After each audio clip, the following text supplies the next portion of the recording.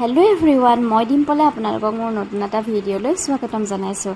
যিহেতু পূজা আহি পাইছেহি, সেইকাৰণে মই ভাবিছোঁ আপোনালোকৰ মাজলৈ ধুনীয়া ধুনীয়া কেইযোৰমান কুৰ্তি ছেট লৈ আহিম। আৰু আজি মই এযোৰ কুৰ্তি ছেট আপোনালোকক দেখাবলৈ লৈছোঁ। আৰু এই কুৰ্তি ছেটযোৰ মই লৈছোঁ এমাজনৰ পৰা, আৰু ইয়াৰ প্ৰাইচটো আছিলে $799। কুৰ্তি ছেটযোৰ মেটেৰিয়েলটো আছিলে জৰ্জেট, আৰু এইযোৰ হৈছে আনাৰকলি ডিজাইনৰ কুৰ্তি ছেট।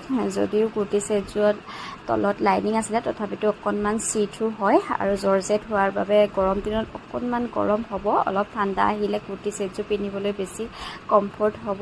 আৰু ইয়াৰ কেইবাটাও কালাৰ আছে, আপোনালোকে চাই পেলাই ল'ব পাৰিব। মই হোৱাইটত মাল্টি কালাৰটো লৈছিলোঁ, আৰু প্ৰত্যেকযোৰে মাল্টি কালাৰৰে আছে।